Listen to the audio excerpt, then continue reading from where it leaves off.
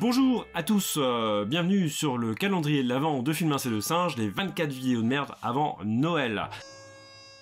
C'est la troisième, et aujourd'hui, après moult réflexions, parce que les sujets sont quand même vastes et très nombreux, et que sont tellement nombreux que je ne sais jamais de quoi parler avant de vous adresser la parole, mais je me suis dit que parler des plateformes de streaming, ça pourrait être pas mal, et des enjeux et des problèmes que ça pose. Moi, j'utilise personnellement YouTube Music, que je trouve hyper pratique.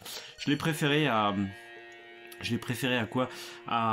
Zut, comment on appelle ça? À Spotify, pour une simple et bonne raison, c'est que sur Spotify, certains albums que j'écoutais, notamment l'intégrale des symphonies de Malheur, dirigé par Pierre Boulez, d'un coup, paf, ils étaient plus disponibles sur Spotify. Ça m'a un petit peu contrarié, donc du coup je suis allé voir du côté de YouTube Music et ça y était toujours. Après, comme je les ai pas écoutés depuis un moment, ça se trouve ils ont disparu aussi. C'est peut-être un deal entre Deutsche Grammophon qui s'est frité avec Spotify et toutes les plateformes, et qui s'est peut-être décidé non, nous on fait notre propre plateforme. Enfin, en tout cas, j'ai pas entendu parler de ça, mais j'imagine un cas de figure, ou alors ils sont pas contents parce qu'il y a pas assez de sous, et puis que peut-être que Pierre Boulez depuis sa tombe s'est dit ouais, c'est pas normal que je touche plus de sous et tout ça, et puis Malheur aussi, peut-être que depuis sa tombe il se dit moi alors elle a perdu bord. Voilà, donc ça je ne sais pas, donc il y a un problème. Toujours est-il que moi j'utilise ça et ça me pose un problème de conscience, un problème éthique, parce que je sais que les musiciens dont je suis proche, étant moi-même musicien, après moi je ne mais le chat fait des allers-retours, et on entend la chaudière fait moi-même musicien, même si j'en vis pas, forcément ça me cause. Alors qu'est-ce qu'on fait? Et qu'est-ce qu'on fait?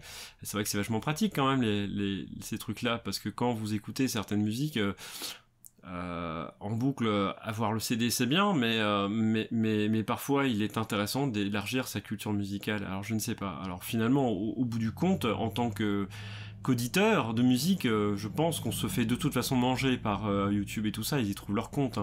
Ils ont des grosses plateformes, ils donnent pas beaucoup de sous aux gens.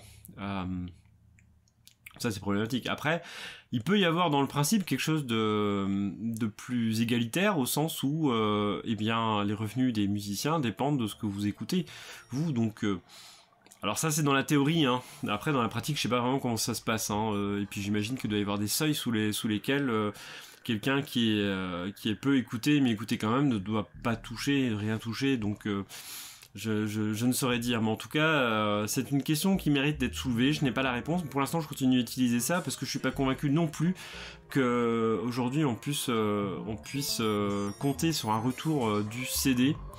Enfin, du CD, le CD existe toujours, ou le vinyle et tout ça, donc ça c'est bien aussi d'avoir ce côté objet. Il faut que ça continue, il faut que ça dure, ça c'est pas un problème. Mais je pense qu'en tant qu'auditeur, ça donne aussi un accès différent à la musique. Je pense que c'est plus une question de comportement. Mais le vrai problème dans tout ça n'est pas le fait que le streaming existe ou pas. Le problème est vraiment dans le revenu des intermittents. Je crois que le chat est revenu avec une souris, donc je vais aller m'occuper de ça. Je vous dis à demain. Ouais, c'est pas une vous dites là que c'est une manière de se défiler. C'est pas faux, mais en vrai non, parce qu'en réalité le problème il est vraiment dans le comportement des entreprises qui gèrent le streaming et qui permettent de donner accès à la musique. Et ce chat est énervé. Je vous laisse.